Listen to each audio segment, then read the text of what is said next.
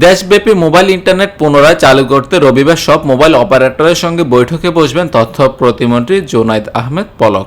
বৈঠকে mobile internet চালুর বিষয়ে নতুন সিদ্ধান্ত নেওয়া হবে বলে ধারণা করা হচ্ছে।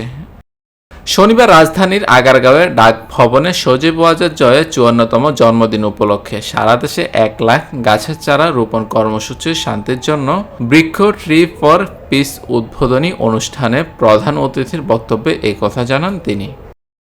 এর আগে কোটা সংস্কার আন্দোলনের সহিংসতার কারণে ৫ দিন বন্ধ ছিল দেশের ইন্টারনেট সেবা। সারা দেশে বাসাবাড়িতে বুধবার রাত থেকে ব্রডব্যান্ড ইন্টারনেট সংযোগ চালু হলেও তা ছিল ধীর গতির।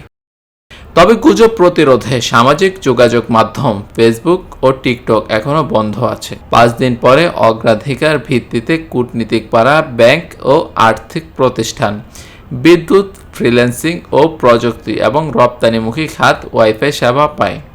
সামাজিক যোগাযোগ মাধ্যমের দায়িত্ব নিয়ে বেশ ঝুঁকি দেখছেন জোনায়েদ আহমেদ পলক। তিনি বলেছেন, ফেসবুক যদি সেই প্রতিশ্রুতি দেয় যে তারা দায়িত্বশীল আচরণ করবে, তখন আমরা বিবেচনা করে দেখব এবং ফেসবুক, টিকটক তাদের নিজেদের পলিসি গাইডলাইন্স নিজেরাই মেনে চলে না বলে অভিযোগ করেন তিনি।